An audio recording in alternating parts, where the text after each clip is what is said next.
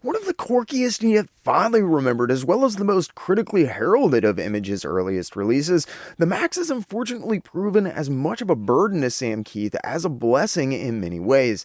In fact, if you were to read what Sam Kieth has to say about the series, you'd probably run screaming in the other direction. From the moment the series started with great prosperity and somewhat undesired notoriety, also came difficult decisions and long, thankless hours of work. Caught in a dream that would soon become a waking nightmare for the soft-spoken artist, Sam Kieth was on the verge of becoming an icon in modern comics and losing it all in the blink of an eye. As disenfranchised at one point with the Maxx as he may have ever possibly been interested in the character, after years of toiling away on other people's creations, what spurred the aspiring young artist, who by all rights was just starting to really come into his own on his incredibly successful Marvel Comics Presents cover run, which is still heralded as one of the high watermarks of the 90s comic art movement, to completely sever ties with that company and get in bed with their competition overnight.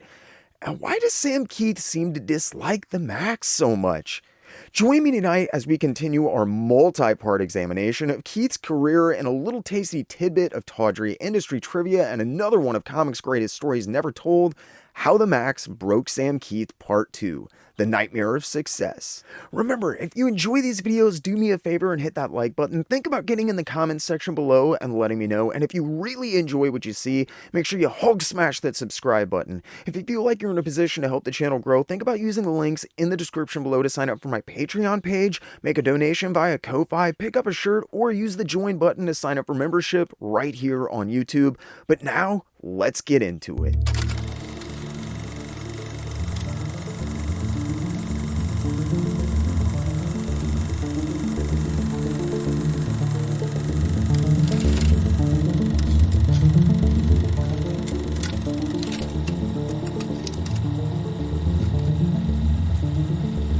When I set out to make this video, this was what I was looking for. The moment when things seemed to turn and Sam Kieth went from a wacky introvert to someone who seemed perpetually at odds with the creation they were most synonymous with in the world. But upon discovering what I was looking for, the answer seemed to be so open-ended that the entire project took a turn in a direction I had never anticipated. The question of how the Maxx broke Sam Kieth can be boiled down to this. Quote, "It's going to be a while before I look at the Maxx and not think in terms of legal nightmares that nobody knows, that nobody still knows, that nobody needs to know. They're not even interesting, but they're like cancer. They're ugly things that went on behind the scenes." What Sam Kieth is hinting at is a lawsuit which everyone involved with is legally obligated not to speak about. A protracted 7-year-long battle that would continue to rage throughout some of the most successful and creatively trying years of Sam Kieth's life, tainting everything that it came into contact with its poisonous touch. I wish I could get into specifics here, but I can't. I have heard this story from every single side, from everyone involved, except for the lawyers. I know what happened. I know the toll it took on Sam Kieth, and I know for a fact that this lawsuit helped to completely undermine whatever faith Sam Kieth still had in humanity. He had already been pulling away from the world for a while. It felt like people were always trying to take advantage of him, and they were.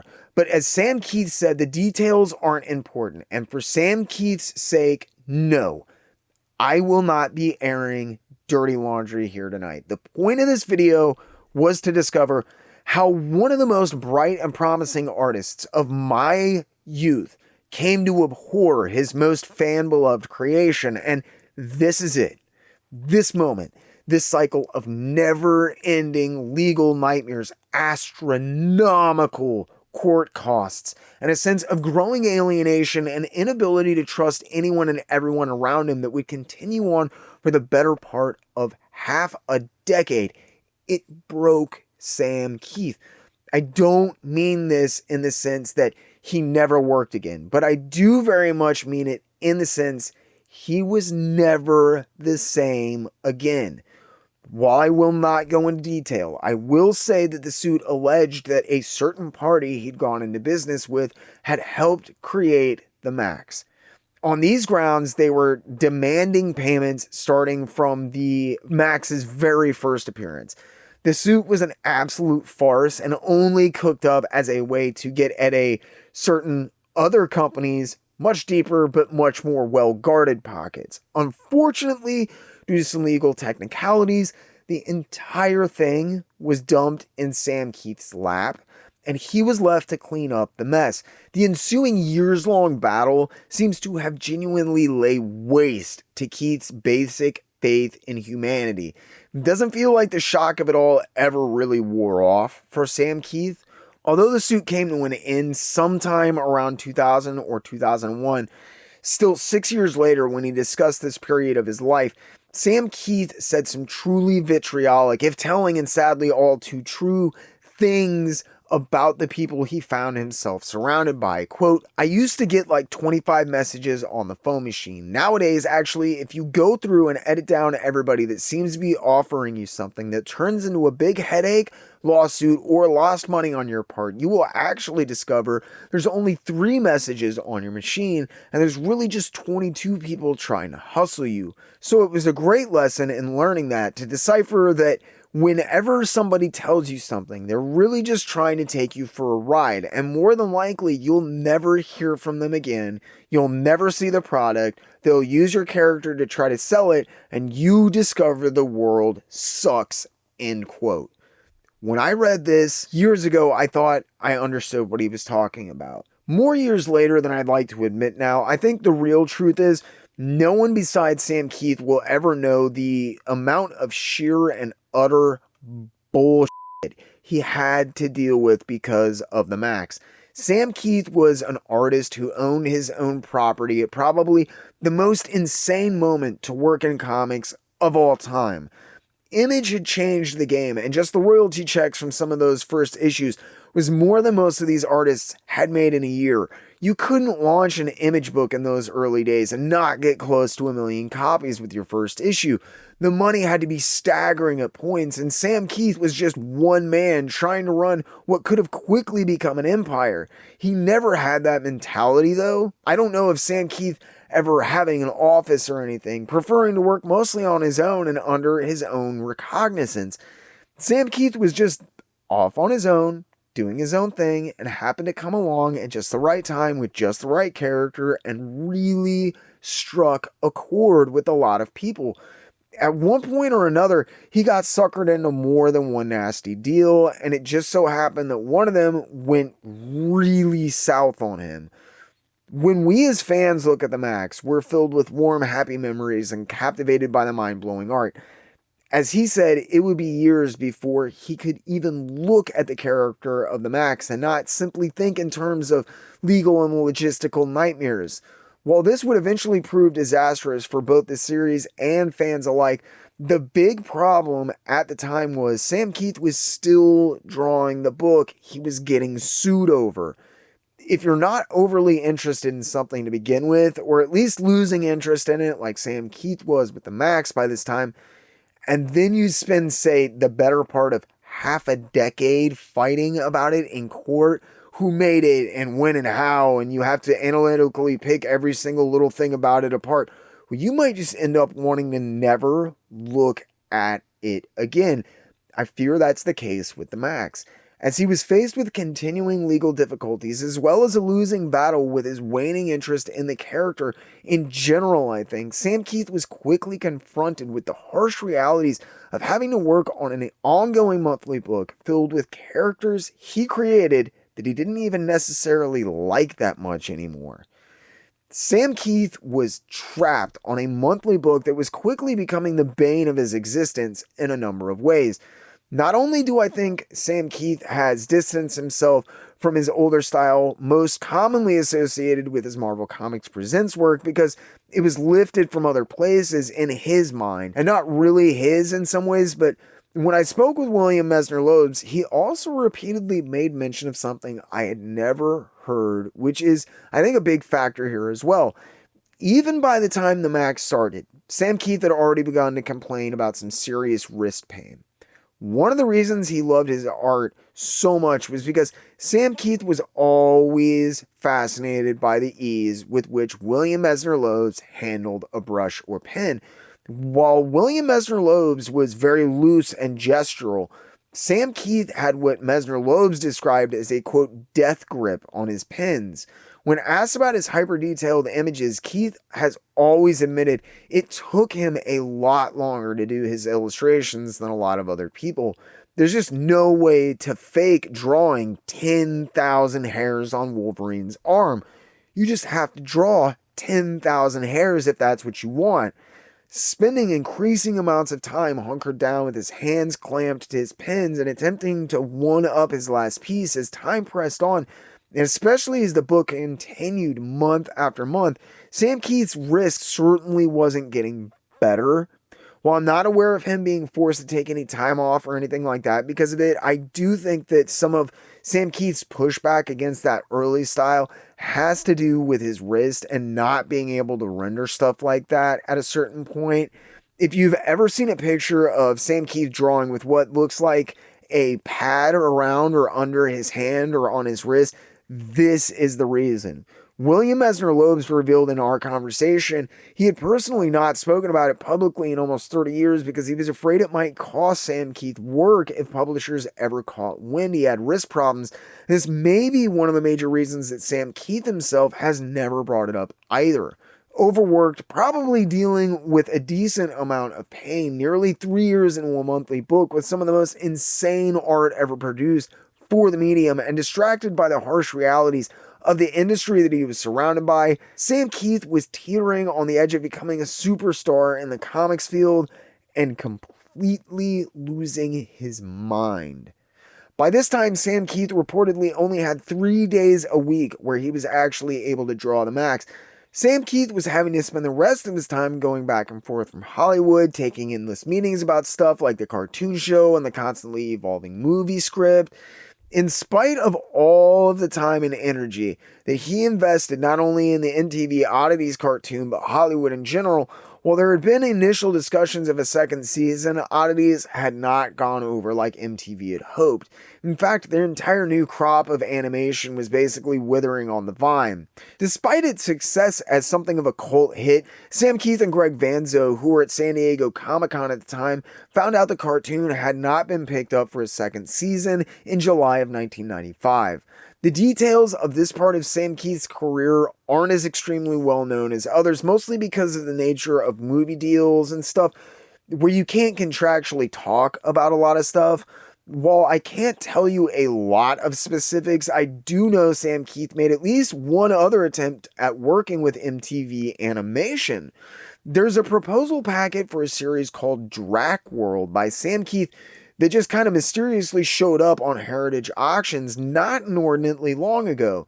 I had no previous knowledge of Sam Kieth ever working on or even pitching another series to MTV, and while I still know virtually nothing about the proposed series or what it might have been about, the characters were designed by Sam Kieth. The pitch packet is clearly dated 1995. This means he would have been pitching Drac World around the same time that the Maxx was in production. And what's interesting about this is that according to an interview with Kieth from 1995, he'd, quote, never pitched anything original to anyone as far as concepts go. This means that Drac World may have been a proposed series that Sam Kieth abandoned work on, or it could conceivably be an original creation that he came up with to pitch MTV while they were working on the Maxx, should it be a success.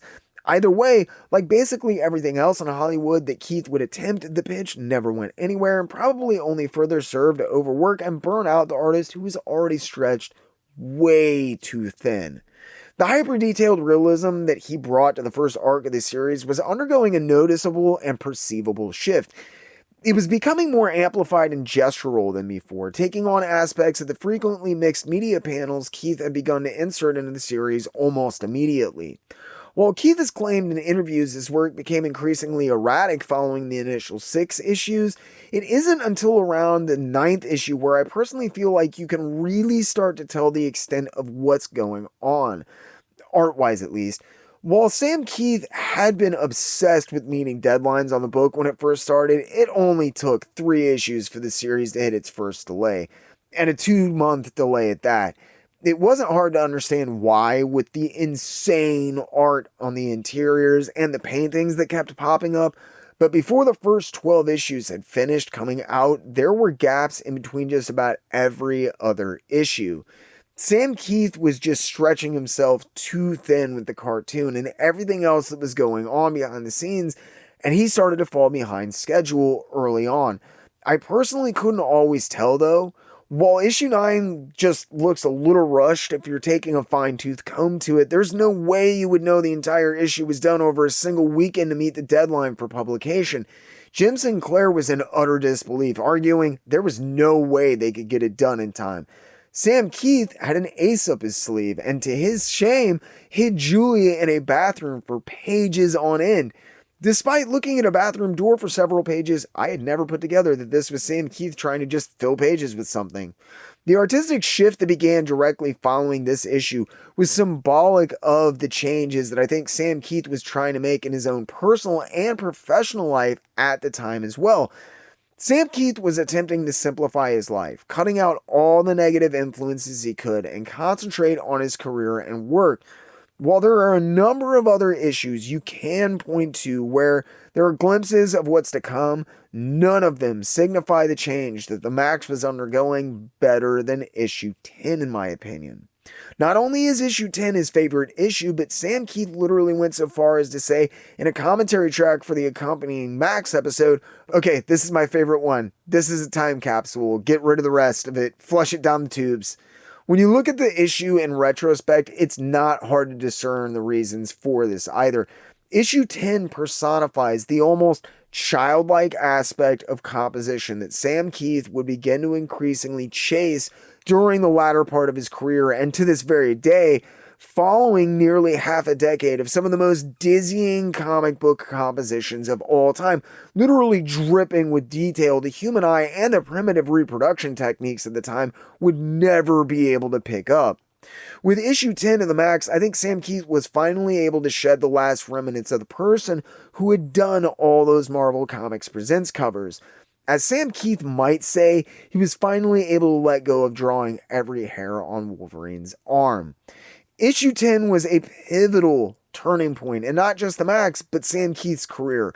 The art typifies what fans of the last 20 years have come to associate with his name. In many regards, this work, strangely enough, is nearly the antithesis of his work even on the early Maxx issues, however.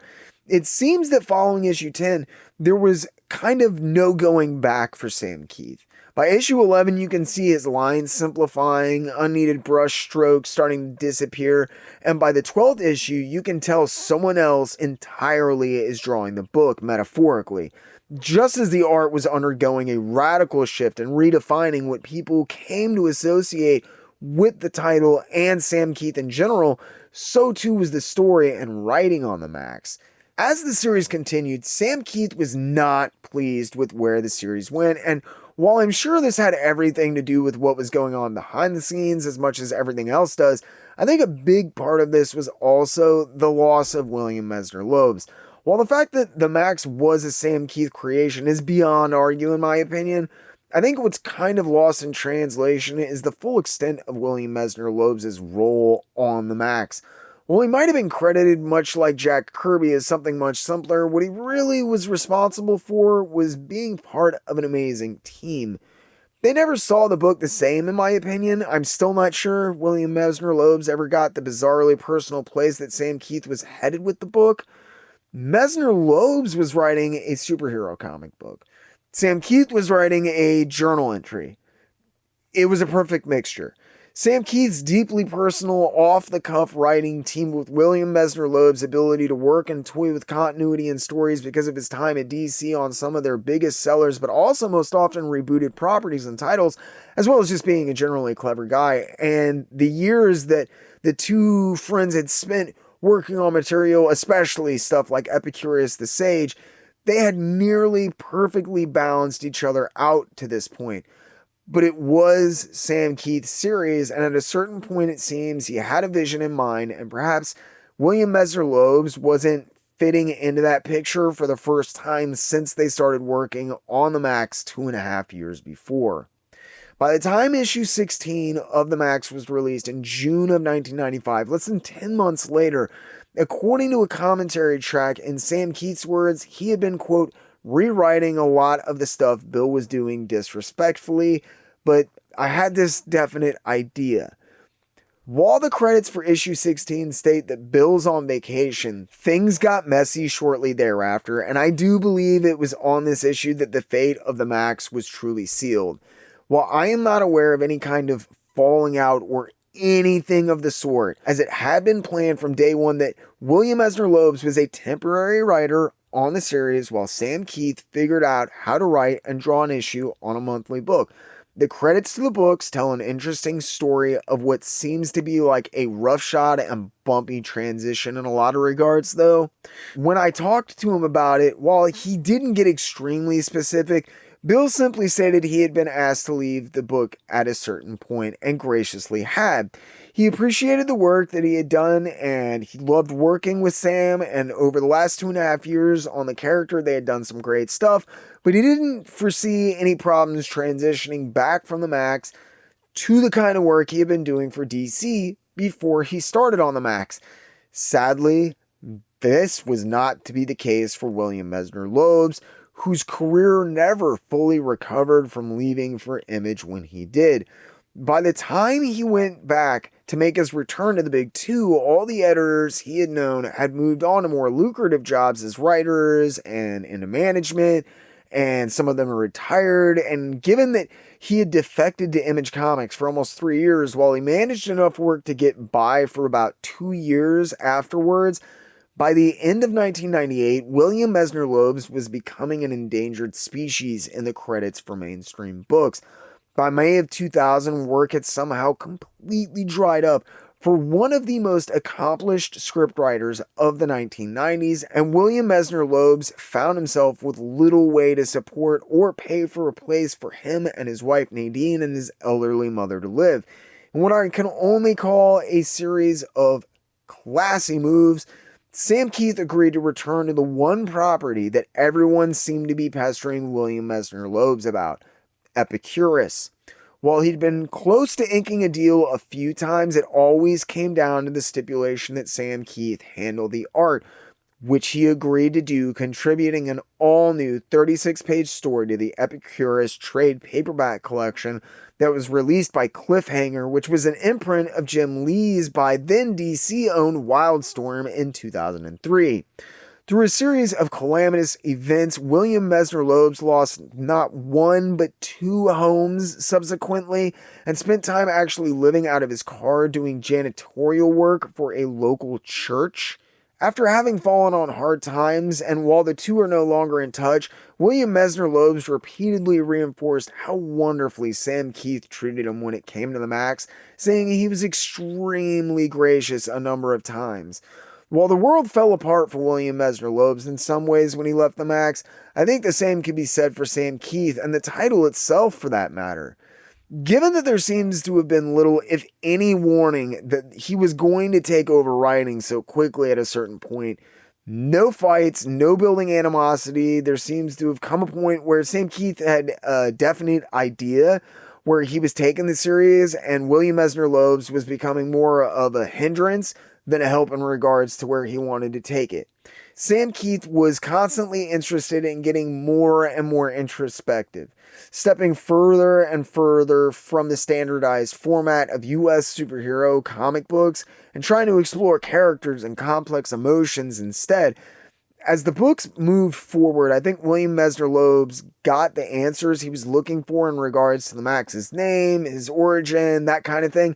When he got them, though, in many ways, with what was like the second season of Twin Peaks for a lot of people, you already, spoiler for a 30-year-old show, you already know that Laura Palmer was killed by her father, and the entire mystery that was the unifying plot to all this weird stuff was just left to run amok and go in any direction in hopes of hitting on something else that interested people.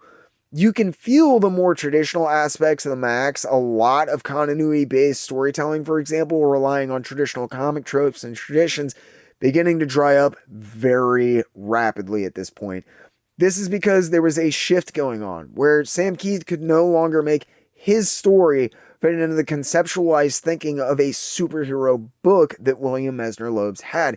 He had never been a superhero, and he never would be a superhero. By this point, he felt like he'd learned the ropes well enough, and he set out to, quote, sabotage the series himself. When his thinking and William Messner-Loebs no longer seemed to be able to cohabitate in the same title any longer. While Sam Kieth might have had a definite idea of where he wanted to take the series, he could have fooled me, and I'm guessing a lot of other people too. Like many of the Maxx's other transitions, it's not hard to pinpoint the moment it happened either. My guess is that William Messner-Loebs hadn't written issue 16, and the title hadn't come to a screeching halt. The world hadn't fallen down around his head, and perhaps emboldened by this, Sam Kieth almost immediately began preparing to take over the book, a fact which he basically all but confirmed on one of the commentary tracks I've mentioned numerous times. William Messner-Loebs receives normal credits on issues 17, 18, 19, and 20 before Sam Kieth brought on the only other person to script the Maxx, Alan Moore, for issue 21, where they jump ahead 10 years in the future and the whole Sarah arc, and basically the second volume of the Maxx starts. After issue 21, it's my belief they had some work that Bill had already completed on issue 22. I say this mostly because issue 23 has an absolutely befuddling bit of credits tucked just inside the cover. William Messner-Loebs is credited with dialogue on the issue, but only for pages 7 through 13. Not 1 through 5, mind you, but 7 through 13. Right smack dab in the middle of the book. This is far from the only evidence showcasing just how abrupt a decision Messner-Loebs' departure from the series was, in my opinion.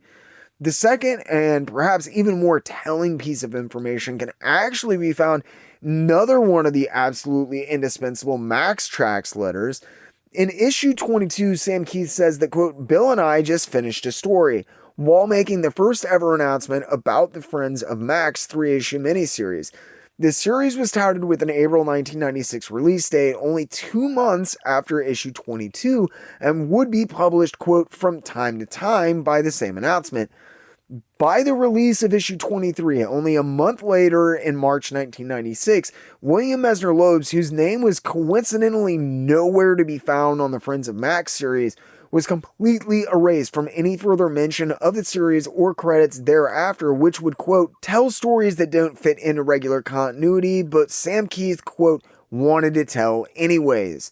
Not only would this complete change of details on a moment's notice become symptomatic of Sam Kieth's work as he moved farther into the series, that even as he took the creative reins offered virtually no promise of thrill or excitement for him, but it was the first serious admission from Sam Kieth in his own book that he doesn't necessarily have any more good Maxx stories, and maybe any at all. He's not super interested in the book, and he'd much rather tell stories about, quote, couples from New Jersey, as he said later. I personally never saw the point where the Maxx jumped the shark. It changed, it evolved out of the early stages of having to pretend to be a superhero comic book and eventually even have the Maxx in it, basically. But if you read anything with Sam Kieth about this work, he makes two things very apparent. Fans were complaining about how the Maxx wasn't in the book anymore, and he wanted to be doing anything other than the Maxx at this point. Sam Kieth longed to tell what he refers to as, quote, more personal stories. This statement, however, has perplexed me for a long time for a couple of reasons. Sam Kieth has made several statements throughout his career about the ability to tell more truth with a fictional character than working on any sort of autobiographical piece of writing. With the biography, there's always going to be a bias and an influence, even if it's subconscious, and it's going to taint the results. Using fictional characters to tell deeply personal tales, though, now there's something Sam Kieth can sink his teeth into. This, however, becomes kind of confusing given the even more deeply personal direction that the Maxx took following the departure of William Messner-Loebs with issue 22. This latter half or second volume of the Maxx would spend more time dealing with a now reformed Mr. Gaughan's relationship with his now grown daughter Sarah and the nature of their relationship as well as others and family and friendship than following anyone in spandex around. It was strange, heady stuff, and there were certainly more than a few dangling plot threads and confusing stories. There was stuff that felt like it never really resolved, and maybe some stuff that came out of left field, but the book never got bad. Even when Dave wasn't in the book, it never felt like the Maxx stopped being the Maxx. It did feel like at a certain point Sam Kieth stopped pretending to be someone else, though. He was in the middle of really finding himself as an artist, and he was stuck having to work on this commercial pop culture phenomenon that he'd been totally swept up by at this point. He wanted to tell stories about people and relationships, not a guy in his skin-tight purple suit with a lampshade on his head. He was clear about this in a lot of stuff, even at the time, and I get that. The thing is, he did tell stories like that. While Sam Kieth seems to bag on a lot of these later issues, not only are there some stellar pieces of work there, they are about as personal as you can get. When Sarah starts talking to her dad again, it turns out that Sam Kieth was talking to his dad, who had been estranged for years. Most people would never know that, and it might be happening to a fictional character, but things like this really do make it puzzling. When Kieth really hammers on those stories and talks about needing to leave the series to tell more personal stories. In hindsight, though, knowing the kind of freedom he had in Image and the incredibly personal nature of some of these later tales in actuality, despite what he might have to say about them, this makes it abundantly clear just how unhappy Sam Kieth had become working on the Maxx. With only his readers to hold him accountable, Sam Kieth was one of the few people who was managing to still move a decent amount of copies as the speculators' bubble burst, leaving the entire industry grasping at straws. With flagging sales across the board, the last issue of the Maxx to feature newsstand distribution, issue 27, published in September of 1996, was still selling an impressive 35,000 plus copies a month. There was also reorders of around 2,000 to 3,000 copies for several back issues as well. While it obviously isn't a million copies, nearly 40,000 combined books a month is nothing to scoff at. The speculators market, which only a few years earlier had boasted massively inflated numbers, had gone bust, and the money certainly wasn't what it used to be, though. As the months continued, readership was on a steady decline, but when Sam Kieth made the decision to kill the series with issue 35, the book was still selling an estimated 25,000 copies a month. That's only a little more than 10,000 less than when they made the move away from newsstand distribution, and more than a year later, which I think speaks wonders about the healthy readership the series enjoyed for the majority of its run. By this time, the entire industry was in complete freefall, and times were lean even for the most massive properties of the period, and while perhaps not what had once been a year prior, the Maxx boasted more than respectable numbers in a period where this can't be said for a lot of other titles. It wasn't just sales, though. Sam Kieth has noted this as being one of the factors involved. With his only companion aside from Jim Sinclair, William Messner-Loebs, now gone from the series, unsure of himself and not entirely pleased with where he was taking the book, to put it mildly, there's also probably something else which played into his leaving Image and striking out on his own for a while that we've hit on a little bit before, which is Sam Kieth's feelings towards his time at Image itself. I don't think Image Comics was ever necessarily an extremely good fit for Sam Kieth. Although it gave him relative freedom to do what he wanted, Sam Kieth has said repeatedly he never felt like he fit in at Image. This is true to the extent that Sam Kieth kept to himself for the most part and worked entirely apart from Image in every regard he was seemingly allowed to. When I asked Jim Valentino about how Sam Kieth joined the company, he was just scratching his head. Apart from recalling how pleasant and kind a person Sam Kieth was, he had virtually no information to share about him. This is coming from one of the founders of Image, so obviously Sam Kieth did a pretty impressive job of staying fairly secluded. The reason I think Sam Kieth was reticent about getting more involved with Image was actually twofold. He said there was a decent amount of infighting going on at Image that he did his best to simply avoid. When there's that much money involved, as Sam Kieth said, there's bound to be infighting, so it wasn't anything unusual or hyper-aggressive or anything. It probably just wasn't the laid-back artist scene, so much as the relatively quiet studio he shared with his cousin Dave Feiss at the time. With Feiss there probably wasn't a sense of competition going on either, whereas at Image, that was very much the scene at the time. While the need to one-up each other led to some groundbreaking moments for Image, it also resulted in a very real sense of friendly competition. Over the years, that sense of friendly competition seemed to turn almost ruthless in some cases, like that of Liefeld sniping one of Steve Olif's most important employees. With the kind of one-upmanship that was prevalent at Image at the time, especially after Jim Lee recruited Dale Keown and Sam Kieth, there's bound to be people who feel like they're on the low end of the totem pole. Sam Kieth was very much that guy. Sam Kieth invariably refers to the founding fathers as like cool kids, intimating not so subtly that he was anything but, even going so far as to say he feels lucky to have just, quote, stood by the amplifiers. It seems he constantly belittles the success of the Maxx by talking about Jim Lee and Rob Liefeld, ascribing them as the sole reasons the series and character were so popular. He slams on the costume design for not being original or interesting to look at. He dislikes the entire second half of the series, and he's referred to a number of what I think are some of my favorite comic books of all time as quote-unquote ratty. While we're obviously not on the same wavelength when it comes to the ability to appreciate his art, I used to wonder just why Sam Kieth seems to dislike this particular work so much.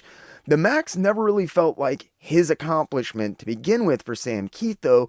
While he created the character, he doesn't feel like he engineered the success around the book that has kept it alive for all these years. It probably doesn't help that it seems a vast majority of the relationships he forged during this time in his life helped to completely undermine his basic faith in humanity, eventually landing him in court as well. In a lot of ways, if you've read enough interviews and listened to him talk enough, at a certain point the Maxx begins to seem like almost a manifestation of what Sam Kieth hates the most about his work. Just as it seems Sam Kieth couldn't take the series any longer, the Maxx came to an abrupt end in February of 1998 with issue 35.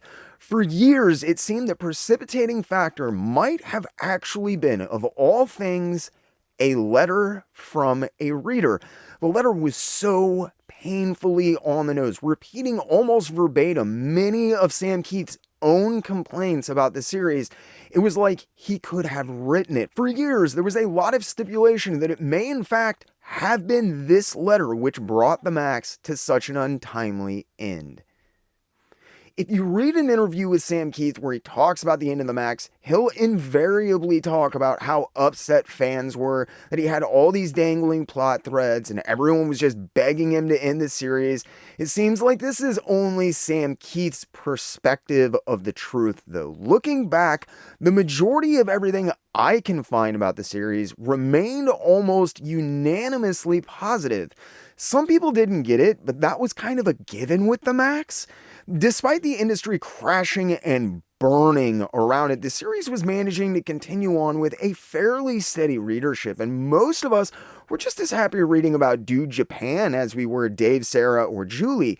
In reality, the Maxx coming to an end didn't have so much to do with what the fans did or didn't want, so much as what Sam Kieth wanted, or maybe even needed, which was to forget about the Maxx and do a series about anything but. As Sam Kieth had withdrawn further and further from both the industry, his fans, and the world in general over the past few years, it seems, the Maxx Tracks letter section, and especially the news group, had by this point become invaluable ways of interacting with his fan base, which Kieth himself has spoken to the importance of and input on the Maxx for more than 2 decades now. While it seems the reaction to the stories was pretty positive, while it might have been the early days of the internet, it was still the internet.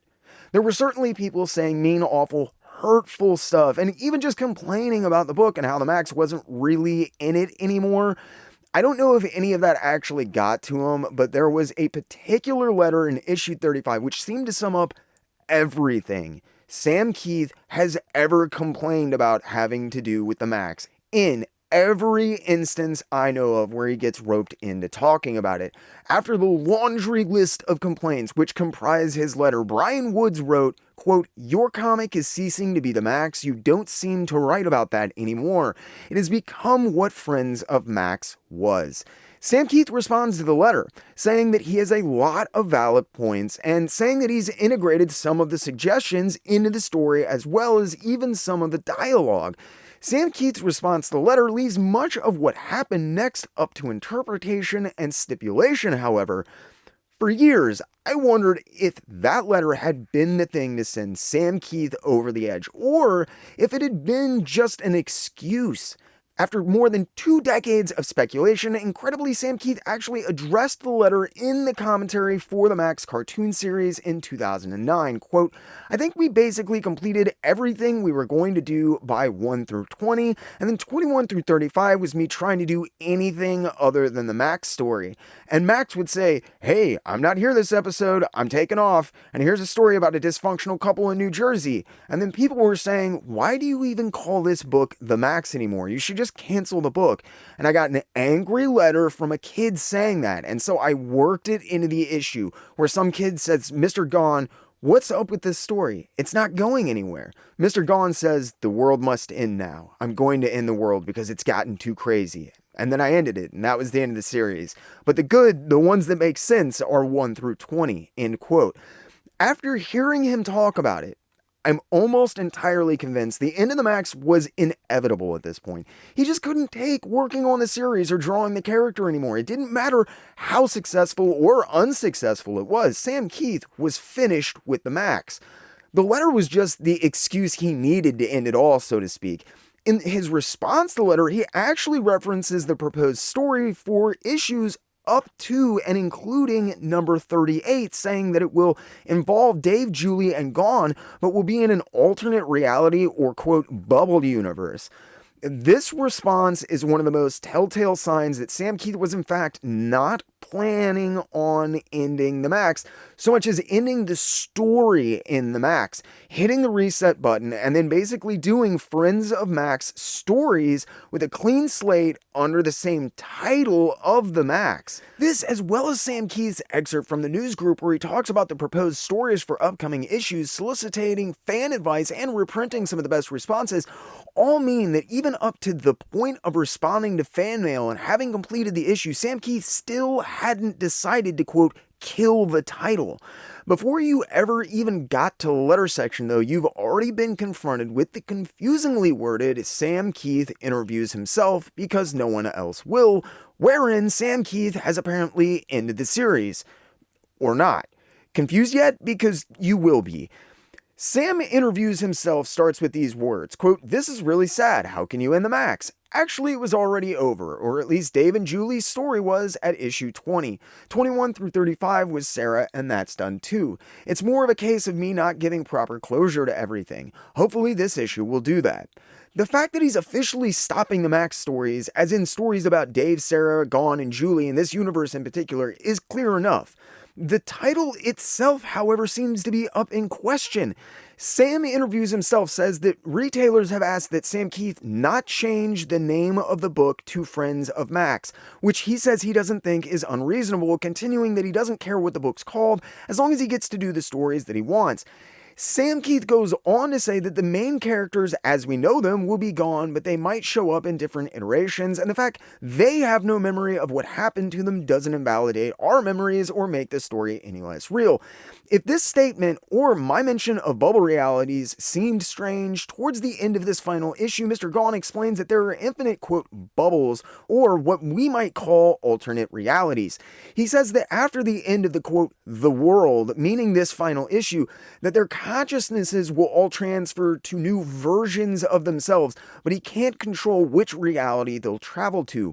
While much of the Maxx is open-ended and open to interpretation, including this ending, what is clear is Sam Kieth was bringing this world to a close. Again, though, world. It feels like Sam Kieth still very much had plans for the title, if not the characters.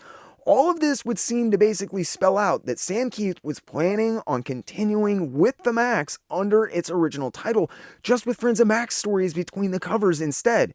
I could be reading this totally wrong. There's a lot of stuff that's rather open to interpretation in the Maxx, shall we say. So it's completely possible that this was just the way Sam Kieth chose to leave the door open for other possible tales with these characters when and if he ever felt like or perhaps needed to return to it. As I said, I could be totally off about Sam Kieth keeping the Maxx around, but there's yet another reason I say this. While it is possible they had already simply been drawn, paid for, and submitted by the time that issue 35 saw completion, there were ads for the Maxx that actually showed up for the series after it was canceled. While I'm unaware of any advertisements for issue 36, there's a fairly infamous ad for Maxx 37 that showed up nearly 2 months later on the back of the second issue of the Image Comics Savage Dragon spin-off, Sharky. It's unclear if Sam Kieth quickly abandoned his concept to keep the Maxx going with Friends of Maxx stories following the publication of issue 35 after having submitted the ad, or if he had chosen to end the series so abruptly it was already in place and paid for. By the point you have paid for advertising for a book that's not around, you either have a hell of a PR stunt going on, or you've utterly lost interest and sauntered off into the sunset, as it appears Sam Kieth had at this point. He could have kept milking the series, if only for the title, if nothing else, but he didn't. While no one but Sam Kieth will ever know exactly what he was thinking or even when and how things went down with the final issue, while doing research I found an incredible bit from an interview that demonstrates just how little interest Sam Kieth had in continuing the series, in my opinion. In the midst of assembling the material for 2 upcoming art books a number of years after the cancellation of Maxx, neither of which would sadly ever materialize in the fashions described, Sam Kieth revealed in 2011 that he had uncovered no less than 158 color Maxx drawings, half a dozen covers no one had ever seen for the book, and almost impossibly an entire unpublished issue of the Maxx, and not like some half-finished tease either. The issue is apparently completely finished aside from lettering, but as of this writing, in 2021, remains entirely unpublished to my knowledge. Sam Kieth was unsure where the issue was even supposed to have fit chronologically in the original run by the time he rediscovered it so many years later. He did, however, remember it had been shelved because it didn't seem to fit in with the story he was doing at the time. This reveals that while it might have appeared to be haphazardly assembled when it comes to stories, even Sam Kieth had a line he refused to cross where he believed stuff just didn't fit or belong. In the face of the absolutely brutal schedule he was faced with during the Maxx's original run, it's kind of insane he drew an entire issue, then promptly shelved it because he wasn't happy with it and just forgot about it in some random drawer. And there it sat for nearly 20 years. Given the punishing deadlines he was so constantly up against, not to mention this story apparently does contain the Maxx, the fact he'd forgotten about an entire issue of the series for nearly 2 decades despite people clamoring for more material is pretty telling of what was going on behind the scenes and just how finished with the property Sam Kieth seemed to be after 35 issues and nearly 5 years on the title. He had at least this unpublished issue, half a dozen unused covers, and the darker Image 2 story, none of which had ever been published. Even if he just shoehorned them in, and it made no sense, or he sold them as one-shots, Sam Kieth could have squeezed another few issues out if he tried without having to do an inordinate amount of work, but I don't think he was the least bit interested in that. While Sam Kieth is many things, he has never seemed to be nearly as motivated by money as his desire to create something that matters to him and that he can connect with while also making a living. While an admirable trait in an artist to say the least, it does also lead to some unintended consequences, such as forgetting about an entire issue of a comic series that you'd done, finding it and then not even bothering to actually release it after talking about it in an interview and teasing your long time fans. While we may yet see it in one form or fashion, given the Maximize series, I do find it interesting that Sam Kieth has chosen to still leave this issue as yet unpublished.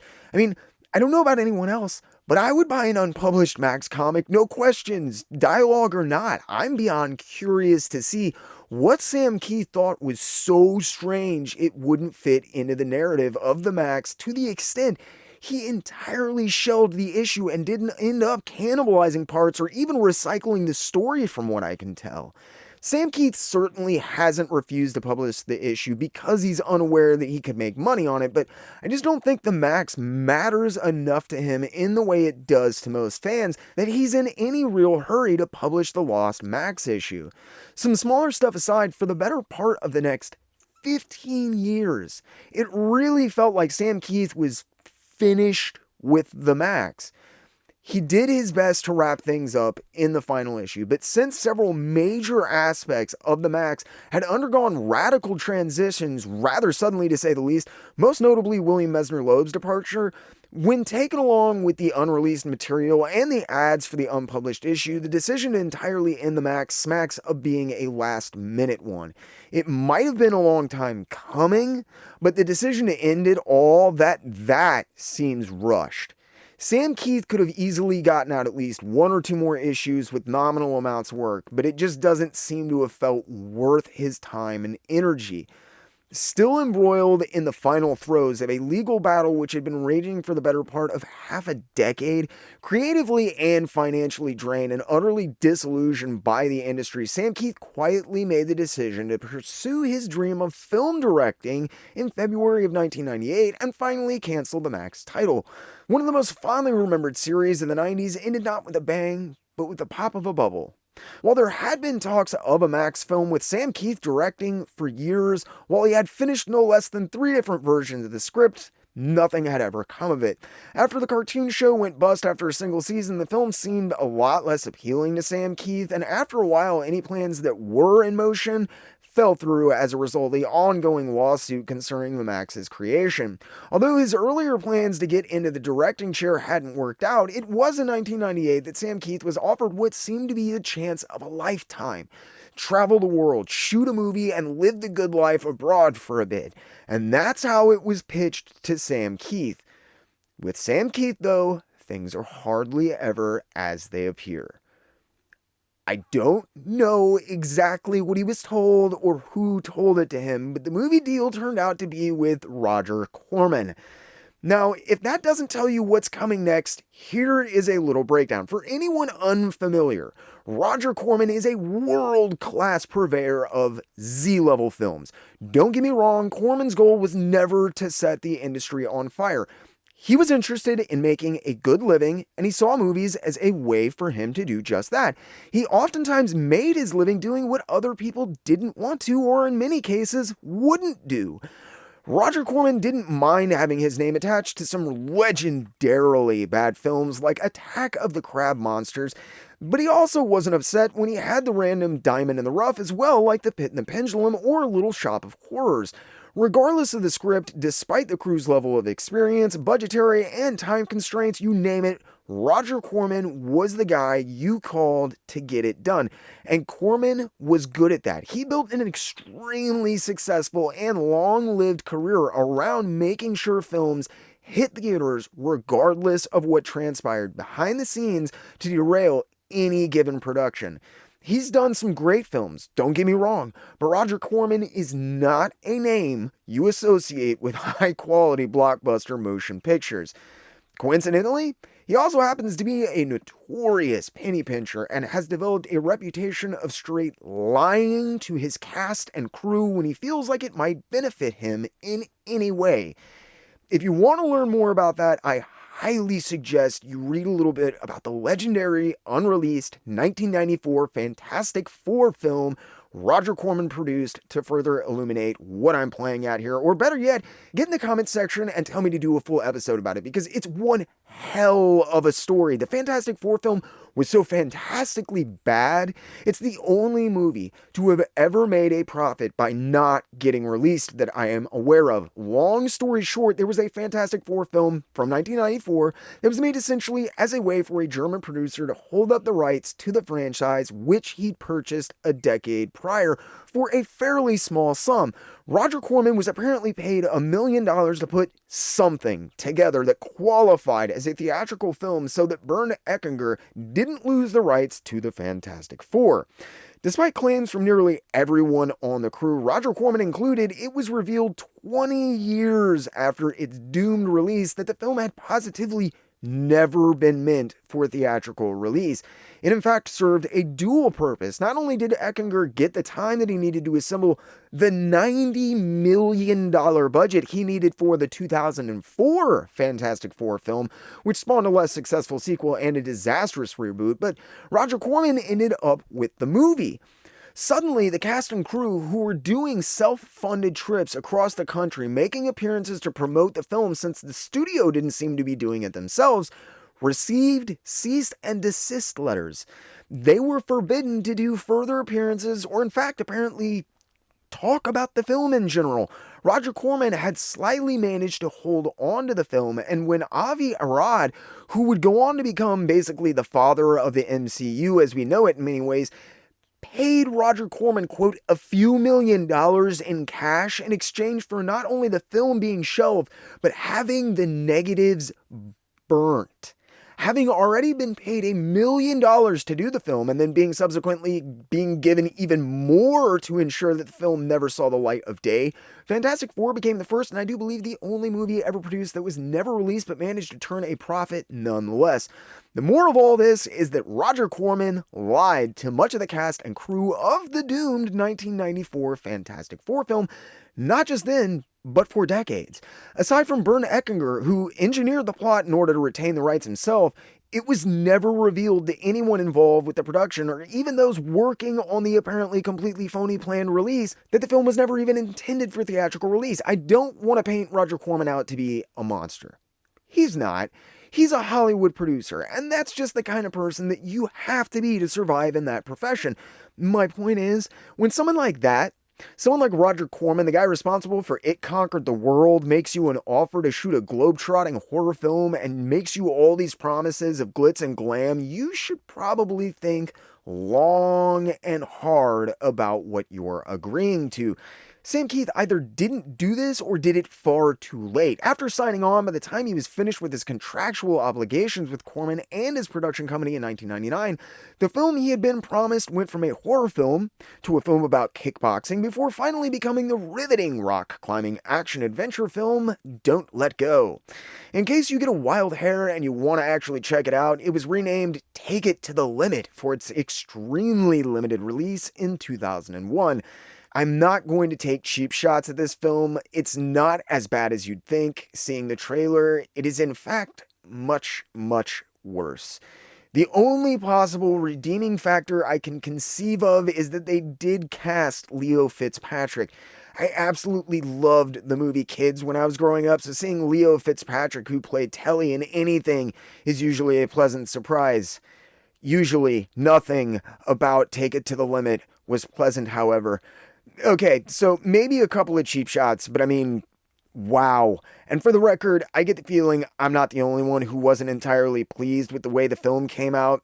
I've never seen a single interview where he's mentioned it by name, and only one where Sam Kieth talks about the film in passing. The experience was, from what I understand, far from pleasant for Sam Kieth, who had ambitions of directing a serious film. This probably stood in direct opposition of Roger Corman's steadfast rules of getting the job done fast and under budget. Though I can't say this for sure, Sam Kieth has said that if nothing else, doing the movie seemed to get the need to do a movie out of his system for a while. After taking it to the limit with Roger Corman and a nearly 22-month break from comics, Sam Kieth readied himself for a return to the medium he'd so desperately needed a break from. When Sam Kieth returned to Image with the one-shot Sam Story's Legs in December of 1999, it was clear that Sam Kieth had undergone a fundamental shift both with his writing and his art. While I think it will always remain deceptively intricate, and longtime partner in crime Jim Sinclair was brought in for finishes, the maddening level of lines and details seen in his earlier work, especially from Marvel Comics Presents in the first dozen issues or so of the Maxx, were essentially no longer present. They had been replaced by a more implied level of mixed media approaches and paintings that Sam Kieth layered in a way that I don't think required nearly the same amount of interminable inking on every single little object in any given place. Another interesting shift that I think played heavily into Sam Kieth's continued experimentation with painted and mixed media interiors was that Richard Eisenoff was brought on for colors on Legs. Eisenoff introduced a much more subtle and in some ways softer palette. He would often heavily darken the original paintings though. While this did muddy some of the composition, it served to make the colors pop without having to make them nearly as bright as Steve Oliff and Ollie Optics or blow out the saturation. Still earning his name after having done an inordinate amount of work for Image at the time, Eisenoff's distinctive colors caught the attention of readers in November of 2001 when he colored Andy Kubert's art for Wolverine Origin. I also feel like the slightly more subtle and subdued take on the usually outlandish and sometimes even garishly bright takes that most colorists took on Sam Kieth's work got Sam Kieth thinking about something rather important about the application of color to his work in a somewhat new and differing way that got increasingly important, and we'll talk about that in more detail shortly. While he had been extremely busy with trying to get the film done for Roger Corman, I always wondered when he'd had the time to write Legs. While it seems a little rushed, it was a fun read for what it was, and in a lot of ways felt like a setup for a much larger world that just quite never materialized. As it turns out, this is for good reason. The story behind Legs was actually originally a script that Sam Kieth had written and was hoping to sell. After his experiences on the Corman film, he had decided that perhaps he was better suited for comics after all, and having the story in his head already, while it required a few tweaks, trimming, and revisions, it was basically set to go. So originally, Legs was going to be a much larger world and comprised of several other lead characters, and Sam Kieth was planning on expanding the world of Legs most definitely. The story was going to involve several of the children and the unique creatures that they found, who would in turn help them with deep-seated problems that they had in their own lives. This concept seemed too complicated, and rather than pursue it further, Sam Kieth simply dropped the idea and has never returned to the world again that I'm aware of. Even Sam Kieth says the logic and story is so different, even for him, that it doesn't really fit into the Trout-averse. Interestingly, the Maxx only managed 2 statues in his 5 years of publication. Legs got a significantly larger and much more intricate model, nearly completely faithful to the last line of Sam Kieth's design.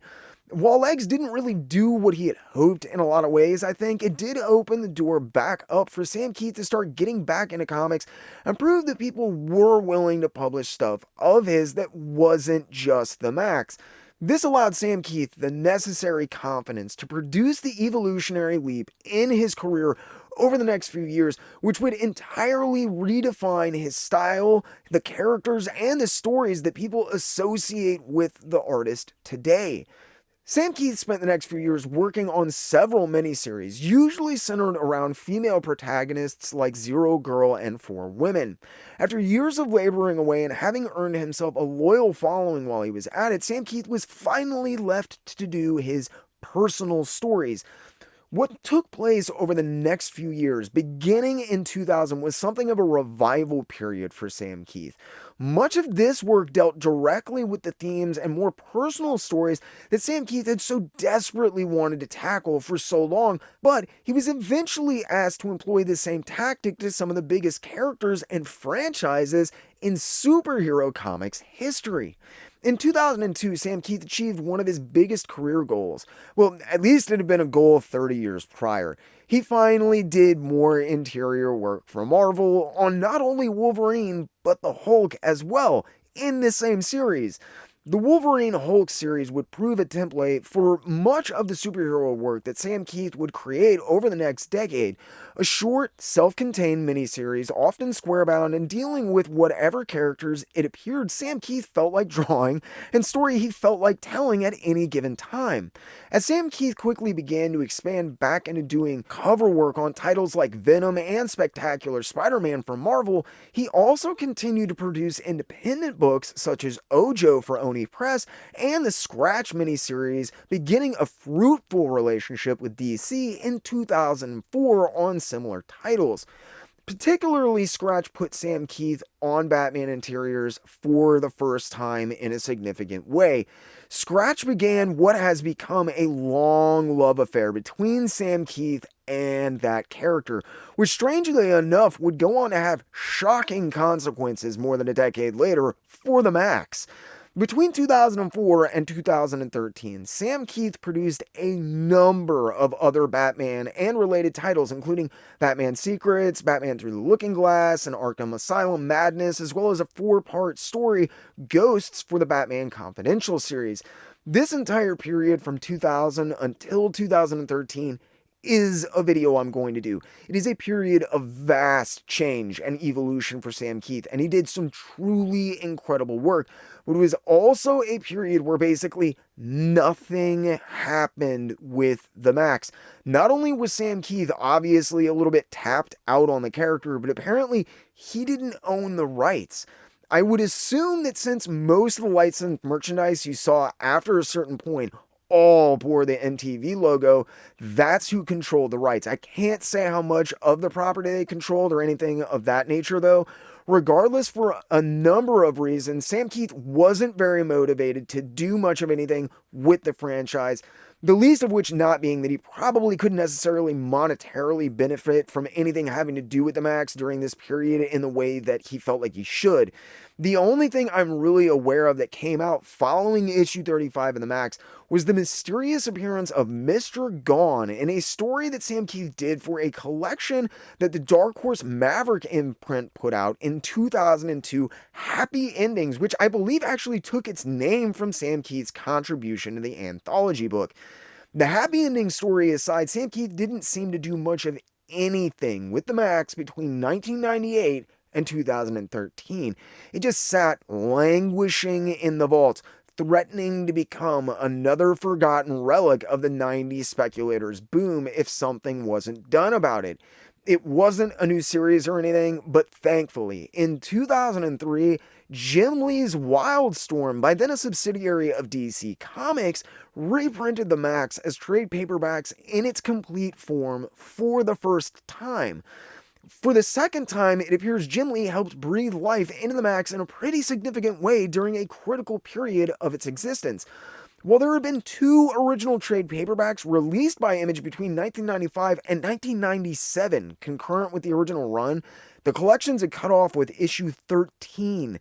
This meant that not only were new readers expected to track down a copy of every single issue of the series in back issue bins at their LCS, but it also meant that anyone who didn't manage this feat was never even able to read the conclusion to the first story arc. That is, until the Wildstorm reprints came along. Starting in 2003 and concluding in 2006, Wildstorm released a total of 6 trade paperback volumes, collecting every piece of published Maxx material up to that point, except for the original origin story from Darker Image. Considering the 6th volume even collected the often overlooked Friends of Maxx series, while I suppose not part of the proper original 36-issue run canon, it would have been nice to see those stories collected along with the rest of the published Maxx material, but hey, I'm not complaining. The 2003 reprints kept interest in the character up during a period of veritably no above-the-board action, so to speak, of having to do with the Maxx, and they're also the only way you can read the Maxx with the original colors by Steve Oliff and Ollie Optics outside of the original floppies. While the Wildstorm reprints helped to rekindle interest in the Maxx, the trade slipped out of print in 2006, leaving the Maxx once again in publication limbo, and nothing more than the cartoon, which had miraculously been discovered by continuing generations of animation and comics enthusiasts, By this time, mostly through downloading and bootleg DVDs from VHS recordings of the original broadcasts, the official but abridged VHS had also immediately gone out of print and wasn't hard or even expensive to track down. With the rise of DVDs and torrents throughout the early 2000s, the Maxx cartoon had helped keep the property alive in the hearts of those who had loved the show forever but hadn't had a way of watching it again previously, as well as those lucky souls who happened upon it during random internet searches and through recommendations from friends. For more than 6 years, there was veritably no news about the Maxx. Nothing, not a peep. Sam Kieth, who had transformed his blog into his new fashion of communicating and interacting with his fans by this point, would post images of original or unseen Maxx art, but other than that, it was all quiet on the Western Front, aside from a single story for a Hero Initiative comic anthology in 2014, which featured an all-new Maxx story. Kind of. The self-satirical nature of the Hero comic story, which is essentially Dave, Julia, and Mr. Gone explaining why the Maxx doesn't really make sense, and why Sam Kieth should never return to the series, only helped to reinforce the fact that most fans were long since resigned to what seemed the inevitable and simple truth. Sam Kieth would never return to the property ever again. He might do an illustration or something fun like the Hero Initiative short, but he'd said in so many interviews over the years, he told all the stories he had to tell. He wasn't overly fond of a lot of the Maxx, and there was no going home for him, no matter how hard he tried. While it was an invariable question in almost any mainstream interview you read with him, the answer was just as predictable. It got to the point where he seemed to be reading his answers off of a cue card, they were so similar. Most serious fans of Sam Kieth knew good and well to kind of just steer clear of the property for the most part, and certainly not to beg or pester him for new work. The pressure from fans as well as publishers had eased over the years, and I think this may have indeed been one of the reasons for what came next. To say Sam Kieth's announcement in July of 2013 came out of the blue and as a huge shock to the majority of his fans would be the understatement of the century. Thanks so much for sticking with me. I know this has been a long time coming. I have a few other Sam Kieth related videos, but I thought I owed it to you all to finally get this done. I hope it was worth the wait and you enjoyed, maybe even learned something. If you did enjoy what you saw, think about getting in the comments section below and letting me know. Share these videos with your friends. If you really enjoyed what you saw, make sure you Hulk smash that subscribe button. If you do that, make sure you ding the little notification bell so you never miss another video or premiere again. If you feel like you're in a position to help the channel grow, think about using the links in the description below to sign up for my Patreon page. For as little as $3 a month, you get access to tons of behind-the-scenes posts, exclusive content like uncut interviews, and you can even get your name in the credits. If Patreon is not your thing, but you still want to support the channel, have no fear. After 2 years, I can finally offer memberships right here on YouTube. Just click the little join button and make sure you select the tier and perks that fit you best. You can also make one-time donations towards specific goals or just tip the channel using the Ko-Fi link in the description below as well. If that's not enough, you can even pick up your very own JerkComic shirts like the ones you see on the screen now. This video was made possible by the Jerk Broadcasting Service as well as generous grants from the Patreon, Ko-Fi, and YouTube members you see on the screen now. I'd like to seriously thank every single one of you who has chosen to support the channel this year. I think the quality of the videos has really been improving, and I just hope I'm doing you all proud.